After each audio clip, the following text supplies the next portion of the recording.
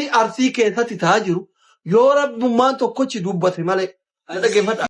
Seenaa gurraacha qabatanii taa'u jirtan. Walaa kaan goorra jirtu, walaa ka biyya bulchaartu. Hammumaan dandahe sagalee siif taha. Yaa warra mancaasaaf ka'eef qabeenya kee, yaa warra dhabaasan gubuuf qabeenya.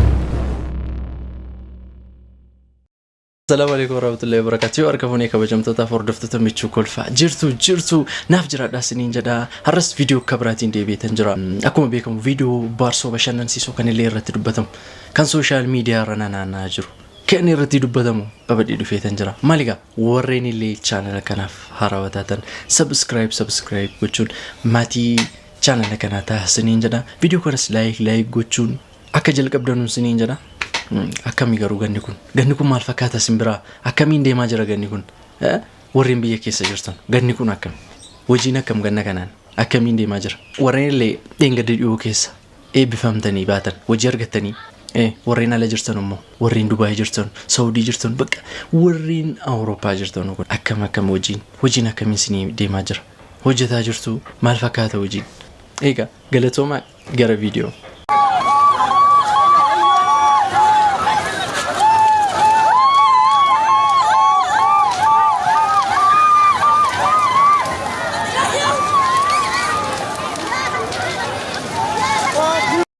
wanni arsii keessatti ta'aa jiru yoo rabbummaan tokkochi dubbate malee dhaggeeffadha qalbiin dhaggeeffadha wallahi waan ummata keenya ka arsiitti irratti ta'aa jiru waan ummata keenya ka arsiitti irratti ta'aa jiru yoo rabbummaan tokkochi dubbate malee waan namni dubbatee fixu miti jira nama kana dhaabee jira warri mukaa quba isaa laalee yoo qalamii qubarra jiraate quba irraa muraa jira miliki maal garaagarummaa qaba qaamni ummata siyaasa irraa bilisa akka milishaan giddiin qalama itti dibdu quba irraa ciru miliki garaagarummaa isaa maaliif mootummaa irraa madaabaraa fudhattee jedheni madaabaraa baxaxanii obaasanii jedhan hawu maal jechuudha ummata namni ummataaf qabsaa'u akkamitti ummata irraa quba cira لا صبامتي أنا قمني راجيت ذيك فيديو رندا صبا جرين أجل ديبت صبا جرين لا أما في تدقل لا أما في تدقل هوتا فبوتا كين تريرا هوتا فبوتا كين تأماجرا بروسيركا ونياتا نور أو متى أرسين ترى كيكون بروسيركا صبا جرين والله وبالله تالله رب الدنيا أكرنا هم كسبوا Sobami ati jibbaa ummata sanii qabaachuu dandeenya. Jibbaa ummaticha qabaachuu dandeenya. Garuu wanni ummata sana irratti ta'aa jiru matoo wallahi dhugaa. Isinii galee dhugaa. Kumaatamaan jira namni quba bakkeetti mallatte ta'e irraa ciran.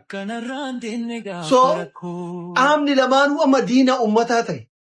Ummanni kun warra bosonaan beeku warra aangorra jiruun beeku ka guyyaa itti roorrisu ka biraati halkan ka itti roorrisu ka biraati ilmaan isaanii ala kanaaf mootu waan ajaa'ibu nama sagalee ta'uu dhabdee birri irratti wallolti irrakkoo barka xiqqoo humna qabu hundi ummatu kanatti roorrisa la ka biyya jiru ka biyya bulchu ummata kana guyyaa mana irraa guba irraa buqqisa Kuni mootu halkan mootummaa filatte yeroo dhufeetiin ci kaala kana Dubaay fi biyyoota garagaraa ta'ummoo birrii anarratti guurtan malee jedha. Nama an beekurra guurtan malee jedha rakkannedha. Ammaasi namni xiqqaa humna qabu ummatuma kanatti roorrisaa jechuudha. Giraa gabbaan garam dubbanna eenyutti iyyannu dhagaa nu hoolu kan rakkanne amma ijoolleen baay'een jara kana ummata arsiitii sagalee ta'ii jetta argaa jiraan ummanni kun ummata kana keessa anuyyuu fira qaba nama buqqa'e ka du'e jidduu fira qaba fira keessa iyyuu fira sirritti natti aanu Kahati isaati fi abbaan kiyya tiruutu jira. Ka waan amma ardii keessatti ta'aa jiru kana keessatti nama du'e jira. Namni anaa foonii jechuudha. Ila ka dirqama oromummaa osoo hin taane akka foonititti rakkoontu mana nu galteetiniin durbicha kiyya ka horii wajjin dheenee guddannatti du'e waan kana keessatti. Kama anaan hiriyyaa mucaan adaadaatii yaa jechuudha. Isin galee maqaa asirratti meeshiin gochuun barbaada. Warri taaziyarra jira warri keenya. Isin galee miti. Nuti akka Oromootittuu osoo hin taane qeeyyuu nu galtee nama yoo dubbanne sagalee nuu ta'u sagaleen keenya kun bira ga'u dhabne jaran. Al jala teettee soba jettaati. Si galeemi ani akka mataa kiyyaatitti nama rakkoo foon kiyyaati miti rakkoo saba kiyyaa laalessitu. Gara dubbadhu dhabeet akka itti dubbadhu dhabee cal'isa. Warri mootummaallee xiiqii uummata kanatti haloo baya. Warri bosonallee uummata kanatti haloo baya. Ka dandeettu dhaani jennaani gowwaan galee jaartii dhaanee jedhanii isan taane sidi galamiti. Ka dandeettu dhaani jennaan gowwaan galee jaartii dhaanee jedhan. Jarri guddaa ofiitii wal sodaata. Gizee warri muka deebee milishaan dhuftee uummata mataa keessa tumti. Yeroo milishaan gamana godaante warri mukaa dhufee jara kenna. Dhageeffadha. Ummanni kuni ummata nagayaati. Ummata siyaasa irraa bilisaati. Kaqee irraa buqqiftanii mana irratti gubdanii qabeenya jaraa. Seenaa gurraacha qabatanii taa'u jirtan. Walaa ka aangoo irra jirtu, walaa ka biyya bulchaartu, walaa ka bosona jirtu. Seenaa gurraacha. Seenaa gurraacha harka dhiigaan taa'u jirtan. Qalamni isin barreessitan qalama dhiigaati. Midhaan isin nyaattan midhaan dhiigaati. Teessoon isin irra teettan teessoo dhiigaati. Ummata kana irratti jaalatee ummanni gibira isin kennee isin bulchaan jiru. Jaalatee ummanni waan isin jettan godhee aamin jedhee jiraataa hin jiru. Osoo garaan isaa keessi gubatu. Jedhaatiin jechuudha. Jiraachuutti jiran. Isin ummata harka dhiigaati jechuudha. Yoomiyyuu seenaan isin jalaan bahu. Barasan ni jenna laal. Barasan. Nagala deemaa. Komentii takka nagalatti hin barreessina. Komentii takka nagalatti hin barreessina. Annan gubadhe. Komentii takka nagalatti hin barreessina. Ka abiyyi kan kee deeggartu akka abiyyiin kan keessi jalaan tuqamne muka ofi qaraqqariiti iyya achitti deemiti. Ka shimallisiin kan kee akkasi jalaan tuqamne barbaaddu muka ofi qaraqqariiti ruuzii irraan qaraqqaradhuuti deemi rafi. Kushina hamba miici. Yalla hiji wuci.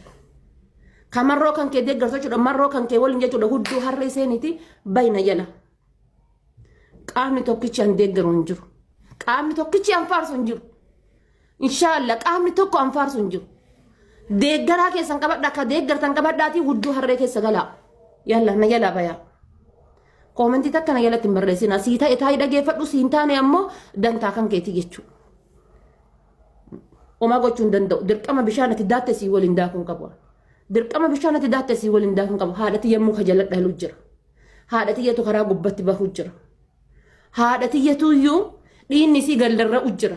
Usuu ilmoo isaa akkanatti agar ilmoo ishii osoo akkanatti agartu ilmoo isii rasaasaan waddanii ka'anii kootu reeffa fuudhi jedhu jiran. Ilmoo isii ajjeesanii ka'anii bineensi nyaachuu jira. Reeffa fudhachuu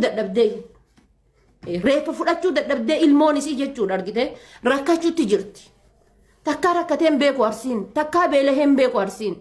Qarqaarsi yookaan immoo irdaataan mootummaan arsiidhaaf godhe hin jiru. Alhamdulillah yoo roobaallee sa'aa 24 nu rooba. Yoo midhaanillee waan gadi facaafne ol gahe. Arsii jechuudha lafa horsiisaati. Arsii jechuun lafa maddaa fi margaati jechuudha. Lafa wanni itti facaasanii wanni irratti darbatan hundi olmaa gartu. Takkaa rakkoo agarree hin beenu. Takkaa cinqaa agarree hin beenu. Takkaa beela agarree hin beenu. Beelli bara keessa nutti bu'e.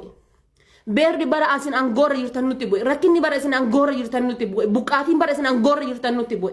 Minilikuu arsii sodaata yoo dhugaa isin hin jedhe jechuudha. Minilikiyyuu arsii sodaata. Waggaa 8 akkanatti ofirraa qabnee jiraachifne. Akkanatti jechuudha. Waggaa 8 kottee qabnee jechuudha. Harka kennachuu diddaadhaa fi harmaa fi harkatti muranne jechuudha. Arsii nuti jechuudha. Arsii hadha isin dantaa keessaniif jecha, dantaa jireenya keessaniitiif jecha, dantaa lubbuu keessaniitiif jecha akkanatti itti taphattan tana jechuudha. Nuti harmaa fi harkatti muranne jechuudha. Kanaatitti yaadda muka jala dhalu jirtu. Kanaatitti yaadda bosona jala dhalu jirtu jechuudha. Bosonni isin jala galte sunuu kan irratti gubachuutti. Hammumaan dandahe sagalee siif taha. Yaa warra mancaasaaf qe'eef qabeenya kee, yaa warra dhabaasan gubuuf qabeenya kee, yaa warra rakkatee bakka rakkoos dhabee, warra xiqqaa guddaan lafeen keessan caphe, warra badii malee qe'ee irraa manca'e, warra dhiiga boohee imimmaan harca'e, sagalee siif taana iyyinee lallabnee rakkinaa si baasuuf humna keenya dhabne. Nuti qaama tokko dhiiga keenya fooni takalee ilmattee bobbaafattu looni. Anaani harmee koo haadha dhadhaaf dammaa mana kee gubanii si dhamaasan amma. Mee maaluma yakkan maali mee badiini isin haa rakkisu wallaahi rabbiini.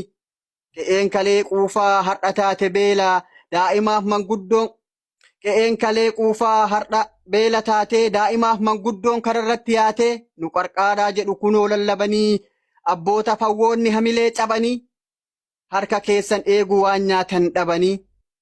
Warra karee ormuu fagorraa kajeelu warra kuduraaf muduraa siif hin maru seeru hadiidoo qe'een kee maaliif taate meelu. Warri si meelesse ufiif haa meelatu warri si beelesse ufiif haa beelatu.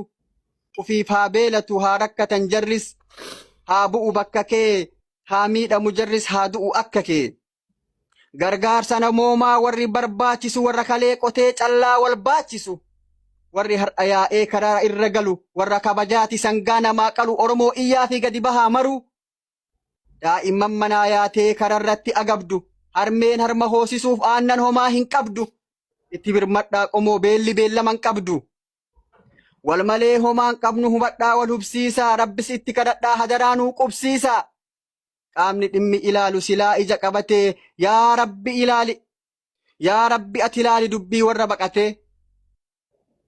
Harmee kararraa kaasaa itti birmadhaa marruu gargaaramuun dirqama akkuma laallee garru. Daa'imman cubbuun qabne kararratti dararu baha lixan jedhinaa waa arjooma fi maru. Hammumaan dandahe sagalee siif tahaa cabni kee caba koo harmee arsii bahaa. Follow godhaani guys. Akkanaadha dhugaa waan baay'ee nama dhukkubsu. Egaa viidiyoon har'aa isiniif qabadee dhufe kan fakkaata. Itti bohaartanii itti bashannantanii itti jedheen abdii qaba. Amma viidiyoo kan biraatti walitti deebinutti bakka jirtanitti nagaa nagaa.